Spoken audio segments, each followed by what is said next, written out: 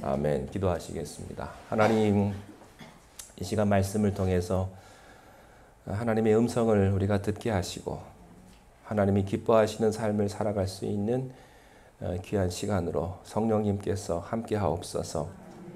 전하는 자의 죄된 입술을 감추시고 성령님께서 이 시간 말씀하여 주옵소서.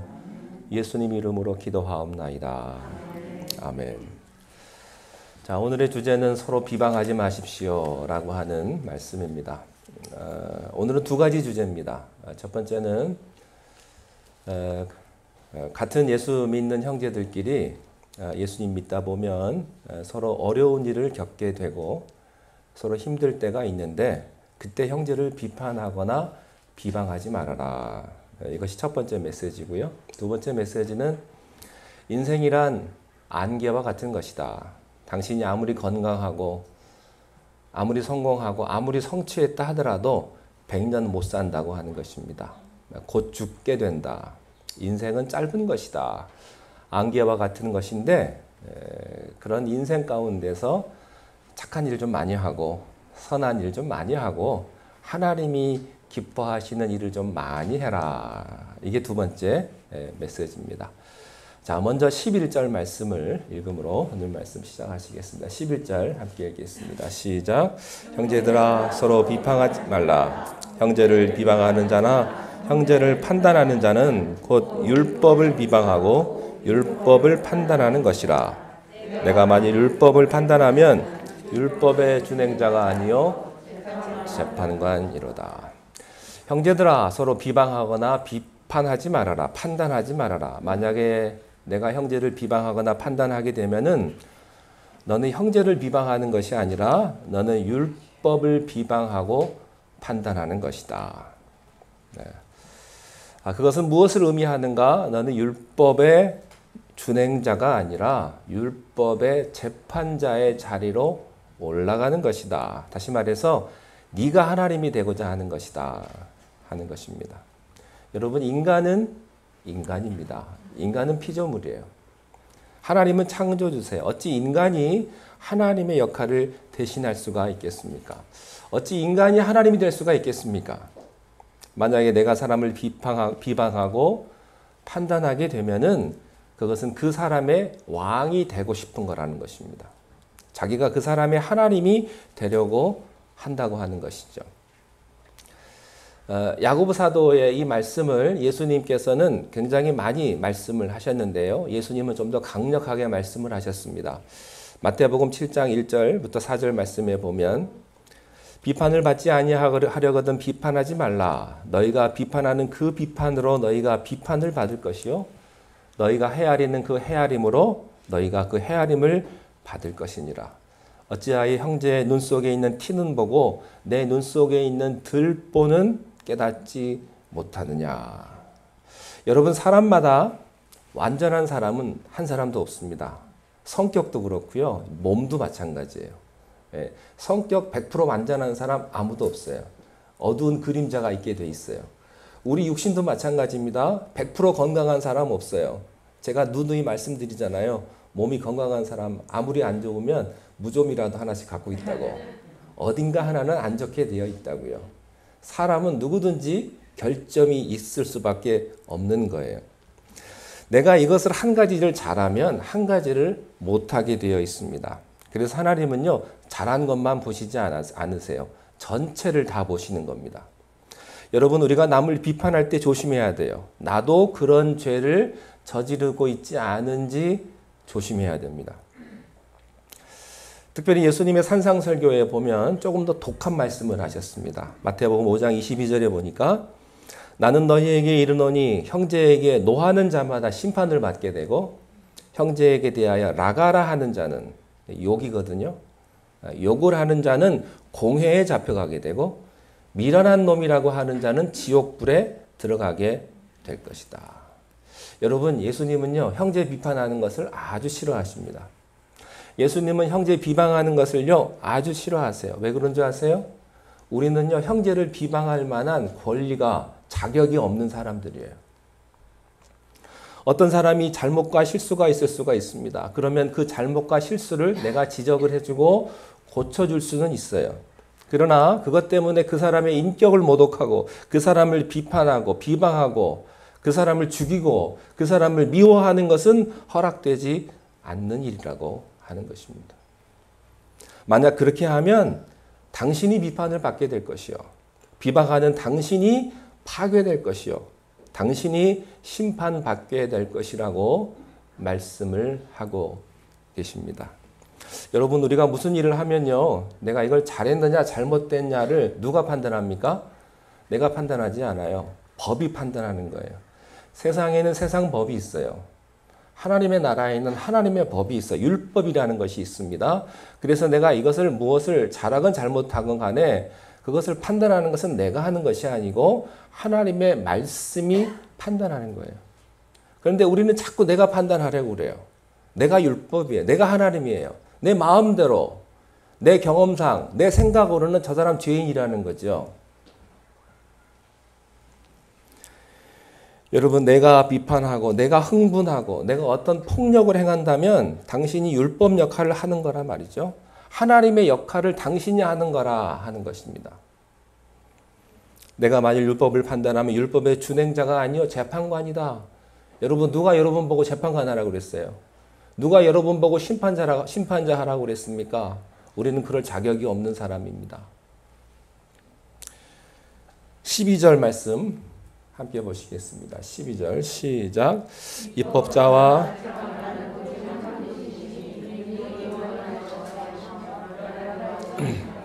너는 누구이기에 이웃을 판단하느냐? 여러분, 법을 만드신 분이 계세요. 하나님이세요. 입법자세요. 또 법을 심판하시고 재판하시는 분이 계세요. 누굽니까? 하나님이세요. 그래서 입법자와 재판관은 하나님이세요. 사람이 아니에요. 하나님이시다 하는 거예요. 내가 누군데 내 이웃을 함부로 판단하고 심판하고 내 마음대로 비방하느냐 하는 것입니다. 예수님이요, 아주 독한 말씀도 하셨어요. 마태복음 18장 6절에 보면 만일 내 눈이 너를 범죄하게 하려건 빼어내버리라. 한 눈으로 영생에 들어가는 것이 두 눈을 가지고 지옥불에 던져지는 것보다 나으니라. 여러분, 우리는 그렇게 아무 생각 없이 한 사람을 비판을 잘합니다. 한 사람을 비방합니다. 그리고 이게 집단적이 돼버리면 그 사람을 따돌립니다. 여러분, 이게 얼마나 큰 죄악인 줄 아십니까? 다른 모든 사람들이 나를 따돌리고 고립시키고, 왕따라고 하죠. 왕따. 세상에는 그런 일이 있어요. 혹시 교회에서도 그런 일이 있을까요? 그 사람 보기 싫다고, 그 사람이 실수하고 잘못했다고 그 사람을 왕따시키고 그 사람을 고립시키면 그 사람은 누구랑 놀아주겠어요? 여러분, 우리가요, 가진 사람은요, 못 가진 사람에게 쉽게 상처 줄 수 있어요. 건강한 사람은 아픈 사람에게 쉽게 상처 줄 수 있고요. 높은 자리에 있는 사람은 낮은 자리에 있는 사람에게 쉽게 상처 줄 수가 있다고요. 그러므로 항상 자기를 돌이켜 봐야 합니다. 하나님이 비판하는 것, 상처 주는 것 원치 않으신다는 거예요. 당하는 사람은 뭐냐 이거예요. 여러분, 이 사람이 힘이 없어요. 반항할 아무 힘도 없는 거예요. 그냥 당하는 거예요. 이 사람이 얼마나 분하고 억울하겠습니까? 심지어는 자살까지 하는 사람도 있어요. 그런 경우가 많다는 것이죠. 여러분, 큰 일이든 작은 일이든 사람에게 상처 주지 마십시오. 한을 품게 하지 마세요. 하나님이 기뻐하지 않는 일입니다. 상대방이 실수하고 잘못했으면 그걸 고치면 되는 거죠. 그러나 죄의 본능은 그것을 이용해 가지고 사람을 죽이려고 하는 것이죠. 사람을 파괴시키려고 하는 거예요. 특별히 믿는 사람 가운데서도 형제를 비판하지 말라 하는 말씀을 성경은 계속해서 말씀을 하고 계시는 겁니다. 자, 두 번째, 신실한 그리스도인들에게 주시는 말씀이 있습니다. 그것은 뭐냐면 인생이라고 하는 것은 잠깐 있다가 사라지는 안개와 같은 것인데 너희들이 100살도 못 사는 그 인생을 살면서 정말 좋은 일 좀 많이 하고 착한 일 좀 많이 하고 좀 의미 있는 일을 좀 많이 해라. 하나님이 기뻐하실 만한 일을 좀 많이 해라 하는 말씀입니다. 자, 13절 말씀을 함께 읽겠습니다. 시작. 들으라 너희 중에 말하기를 오늘이나 내일이나 우리가 어떤 도시에 가서 거기서 1년을 머물며 장사하여 이익을 보리라.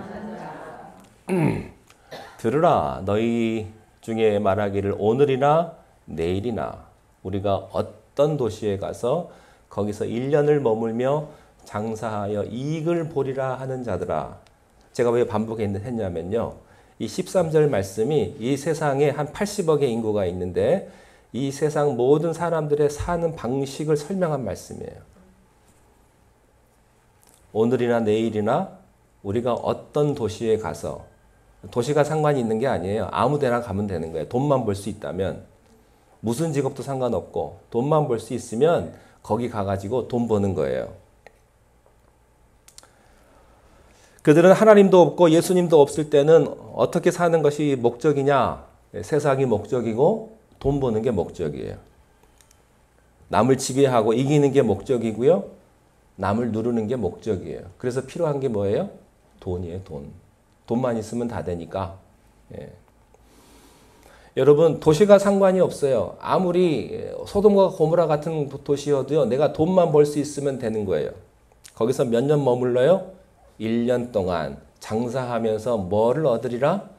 이익을 얻으리라 하는 자들아. 예, 사고 파는 거예요. 장사하는 사람들. 뭐 경영 비즈니스라는 게 별게 없습니다. 물건을 사고 팔아서 남는 차익, 이익을 챙기는 게 장사죠. 그래서요, 사람들은요, 이익이 남아야 돼요. 이익이. 교회 나와도 이익을 생각하고요. 사람 만나도 이익 생각하고요.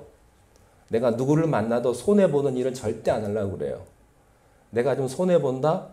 물질로 손해보고 내 자존심에 손해본다? 그러면 안 만나요. 안 만나요. 교회도 마찬가지예요. 내가 좀 자존심에 상처받고 내가 이익이 안 남으면 아무것도 안 하는 거예요. 사람들은. 손해보는 걸 너무너무 싫어하는 것이죠. 이익을 보리라 하는 자들아.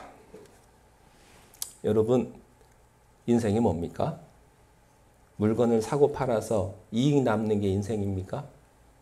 잘 사는 게 인생인가요? 물론 그것도 한 부분일 수 있어요. 그러면 망하면 인생은 망한 겁니까? 사업이 실패하고 장사도 망하고 그러면 그 인간도 망한 것입니까? 그렇지 않아요. 그렇지 않아요. 여러분, 사업이 망했다고 그 인간이 망한 게 아니에요. 반대로 여러분의 사업이 성공했다고 해서 여러분의 인생이 성공한 것도 아니에요. 성경은 그렇게 말하지 않아요. 그럼 인생이란 뭐냐? 14절에 그 인생의 해답이 있습니다. 인생이란 뭐냐? 14절 함께 읽겠습니다. 시작. 내일 일을 너희가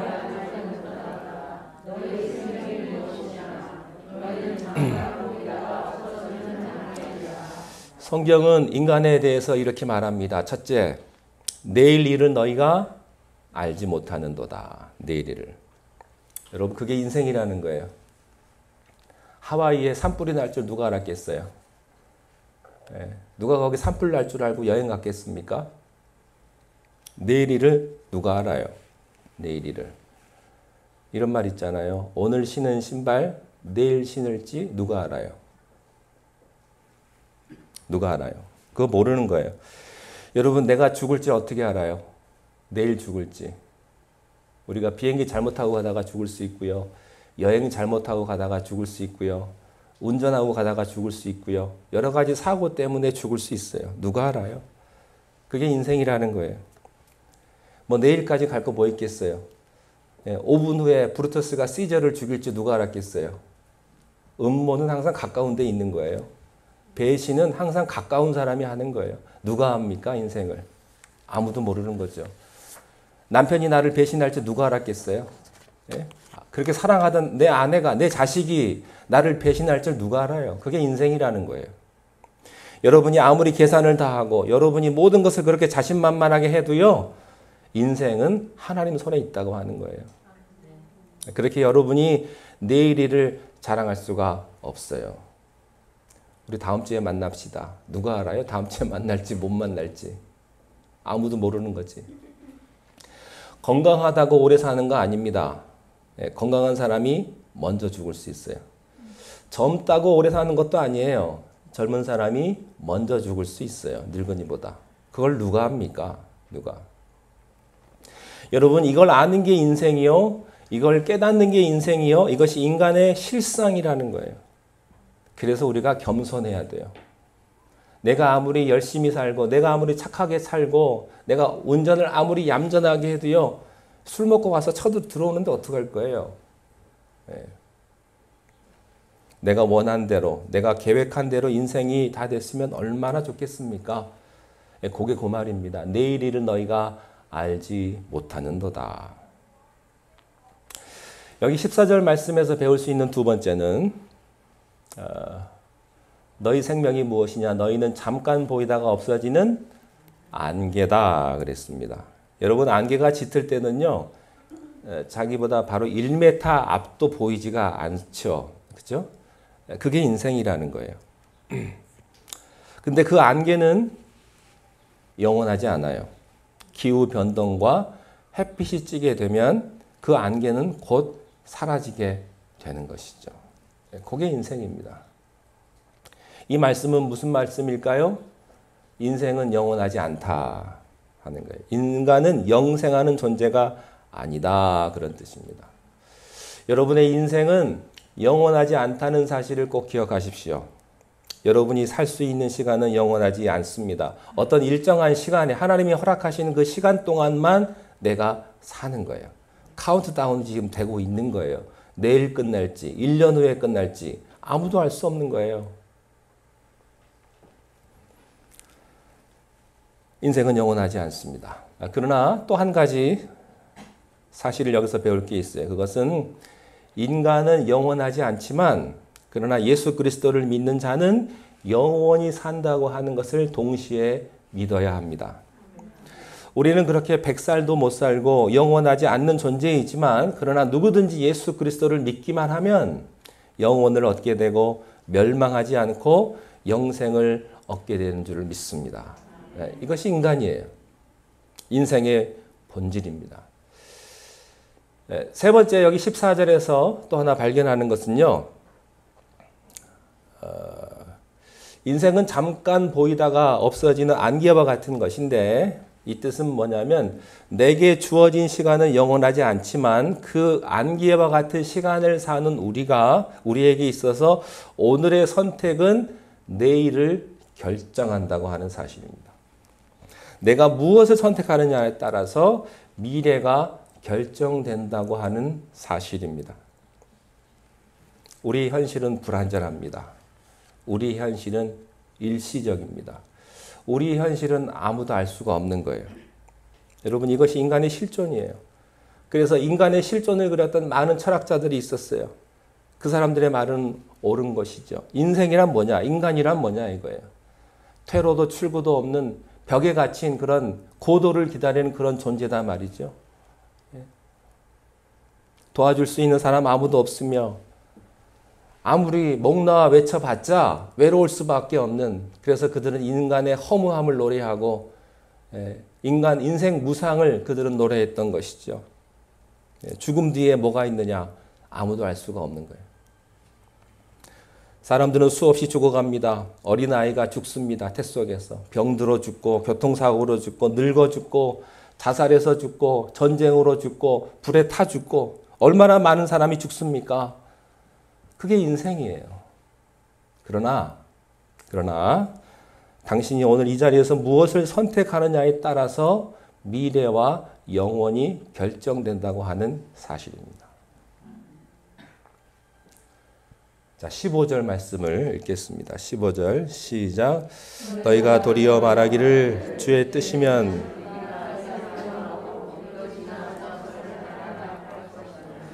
여러분, 우리가 세상을 사는 동안 여러 가지 생각을 합니다. 여러 가지 계획을 합니다. 여러 가지 행동을 해요. 그리고 많은 것을 얻기도 합니다. 그러나 그게 뭐냐 이거예요. 어떤 분들은 비즈니스를 아주 잘해가지고 비즈니스를 아주 문어발처럼 수십 개 비즈니스를 가진 사람도 있습니다. 그리고 많은 직원들, 인플로이들을 데리고 사업을 하는 사람들도 있어요. 그 사람들이 지나면 지날수록 어깨에 힘이 잔뜩 들어갑니다. 목에 힘이 들어가고 그래요. 그리고 교회에 와서도 높은 자리에 앉으려고 그래요. 네. 혹시 여러분 중에는 그런 분이 없으시겠죠? 내가 돈을 많이 벌면 사람들이 나를 다 존경할 줄 알아요. 천만에요. 그렇지 않아요. 여러분들이 성공했다고 해서 사람들이 여러분들을 뭐 존경할 줄 아세요? 그러고서 여러분들이 어깨에 힘주면요, 사람들이 욕해요. 욕해요. 네. 사람들은 자기가 뭘 좀 성취하면 대단한 걸 성취한 줄 알고 사람들 앞에서 자랑을 하고 목에 힘이 들어갑니다. So what? 그래서 뭐 어쨌다는 거예요. 네? 당신 돈 많이 벌었어. 그래서 어쨌다는 거예요. 그거 자랑거리 아니에요. 사람이 유명해질 수 있어요. 많은 것을 다 가질 수 있어요. 여러분 그렇다고 해서 하루에 밥 3끼 이상 먹겠어요? 옷을 많이 가지고 있어요. 비싼 옷, 명품, 백화점, 그런 명품 백들. 그러나 사람이 거칠 수 있는 육신의 옷은요, 한 벌밖에 없어요. 그것도 여러분 죽으면 다 놓고 가야 돼요. 그게 인간이에요. 여러분 어떤 사람이 사업을 잘해가지고 성공했다고 가정을 해요. 근데 이 사람이 늙었어요. 그럼 이걸 놔야 돼요. 어떻게 해야 돼요? 자식한테 다 주고 가야 돼요. 근데 자식이 자기 마음 같아요? 여러분 돈 모아둔 거 재산 자식들한테 주면 자식들이 고마울 줄 아세요? 천만에요. 당연한 줄 알지 감사할 줄 몰라요. 부모 돈 내 돈이라고 생각하는 건 당연한 거예요, 여러분. 그러면 이 사람이 놓고 죽을 때 마음에 드는 생각은 뭐겠어요? 야, 내가 이거 다 놓고 죽겠구나. 인생 허무하다. 여러분 얼마나 많은 사람들이 그런 생각을 하고 죽어갑니까? 사람들의 유일한 소망은요, 자식에게 재산 남겨주는 거예요. 그럼 그게 뭐예요? 여러분 우리가 이것도 하고 저것도 하고 이렇게도 살고 저렇게도 살지만 그게 다 부질없는 짓이에요. 그게 남는 게 없는 거라고요. 많이 성취한 사람일수록 허무함이 많아요. 인생이 뭐냐 이거예요. 인생이. 자기 만족은 할 수 있습니다. 순간적인 기쁨은 가질 수가 있어요. 그러나 죽음이라는 현실 앞에 서면 이게 뭐냐 말이에요. 저는 목사로서 장례식을 많이 치러요. 그래서 시체도 이렇게 많이 만져봐요. 그러면 시체를 만져보면요, 우리가 살아있다는 게 다 쇼 같아요. 사람들이 왔다 갔다 하고 언젠가는 다 죽고 이게 시체가 될 텐데, 여러분 내가 누구를 찾으려면요 굉장히 복잡해요. 이 사람 어디 갔나, 저 사람 어떻게 됐나. 그런데요 죽은 사람은 찾기 쉬워요. 무덤 가면 되니까. 꼼짝도 안 해요. 그냥 거기 누워 있는 거예요. 죽음은 그게 영원할지 몰라요. 그래서 애굽 사람들은요 피라미드를 만들었어요. 진시황도 큰 무덤을 만들었죠. 카이로 그 대도시에 사방 10km가 넘는 큰 무덤을 만들어 놨습니다. 공동묘지가 거기 있는 거예요. 왜 그랬을까요? 그들이 깨달은 것은요, 죽음이 종교예요. 사람이 살아있는 건 잠깐이지만 죽음은 오래 가거든요. 그 죽음으로 오래 머물러 있을 것인가? 아니면 그 죽음에서 부활하여 영생을 얻고 천국을 가지고 하나님의 나라에 들어갈 것인가? 하는 것입니다. 여러분 오늘 이 시간에 젊은 목사의 도전적인 얘기를 들으시기 바랍니다. 여러분 앞으로 사시면 얼마나 사시겠어요? 여러분 앞으로 소유하면 얼마나 더 소유하시겠습니까? 제가 진지하게 이렇게 질문합니다. 여러분 죽으면 어디로 가시겠어요? 살아있는 동안에는 이 예배 끝나면 여러분 돌아갈 집이 있겠습니다만 여러분의 인생이 마무리되고 여러분의 인생이 마지막 안녕하는 그날 여러분의 영혼은 어디로 돌아갈 거냐 말이에요. 거기에 대한 확신이 있으세요? 나는 하늘나라에 갈 수 있다고 하는 그런 믿음이 있으십니까? 아니면 영원한 죽음의 미로 속에 여러분의 영혼이 또 돌아다닐지 누가 알아요? 잘 생각하셔야 합니다. 돌이켜 보십시오. 인생을 오래 사신 선배님들 하시는 말씀들은 다 똑같아요. 갈수록 시간이 빨리 간다고 그래요. 젊을 때는 안 갔는데 나이 들고 보니까 그렇게 빨리 간다. 어르신들은 다 아실 거예요. 왜 그렇게 인생이 더 빨리 갔는지 70, 80 돌이켜보니까 며칠 안 된 것 같은데 금방 갑니다. 여러분이 무덤 갈 날도 얼마 남지 않았어요. 죄송하지만. 인생은 한 줌의 흙인 거예요. 이게 바로 야고보 사도가 우리들에게 하는 얘기입니다. 살아있는 동안, 시간 있는 동안 뭐 할 거냐? 여러분 뭐 하실 거예요? 어떻게 영혼을 준비할 거냐 하는 것입니다. 자, 16절로 넘어가겠습니다. 16절 읽겠습니다. 시작. 이제도 너희가 허탄한 자랑을 하니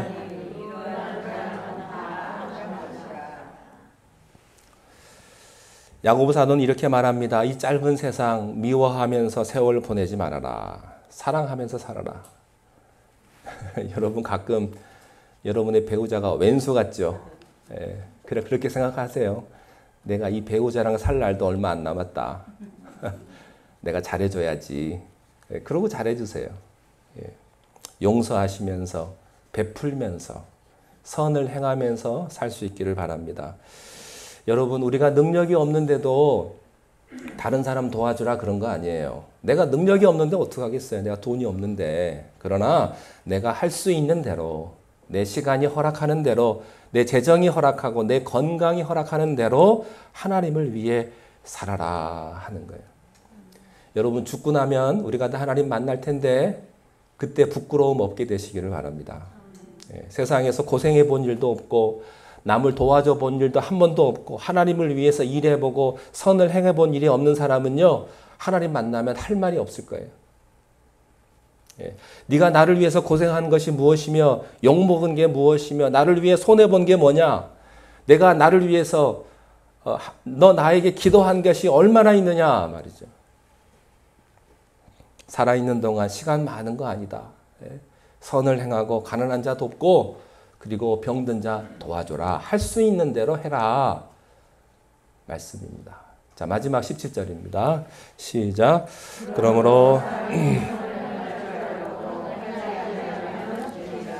그러므로 사람이 선을 행할 줄 알고도 행치 아니하면 죄다. 사랑하는 성도 여러분, 인생이 안개와 같다는 사실을 기억하십시오. 그렇게 영원하지 않아요.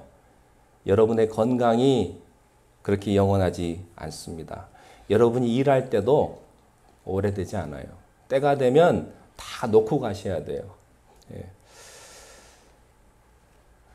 저는요, 우리 발레교회에서 얼마나 더 목회할지 알 수 없어요. 마음 같으면 은퇴할 때까지 오래도록 하고 싶은데 내일 일을 누가 알겠습니까? 아무도 모르는 거죠. 교회분들 중에 그런 말씀을 하시는 분이 계세요. 나는 이 교회에서 하늘나라 갈 때까지 잘 섬기고 싶습니다. 또 어떤 분은 이렇게 말씀하세요. 내가 1년만 있다가 다른 교회 가야 됩니다. 사람 이름 모르는 거예요. 누가 알아요? 누가? 저도 그래요. 마음 같으면 여러분들과 평생 동안 같이 섬기고 같이 놀고 논다는 말에 여러분 오해하지 마세요. 제가 논다 그러니까 뭐 고스톱 치고 노는 게 아니고 여러분과 함께 이야기하고 같이 밥 먹고 같이 기도하고 어떤 분들 이런 분들도 있어요. 논다 그러면요 알레르기 반응을 일으키시는 분들이 있어요. 교회가 뭘 노는 데냐고. 기도하고 찬양하고 예배 보는 데지. 노는 게 다 포함되어 있어요. 노는 게. 여러분 예수님도요 이 땅에 오셔가지고 제자들하고 같이 놀으셨어요.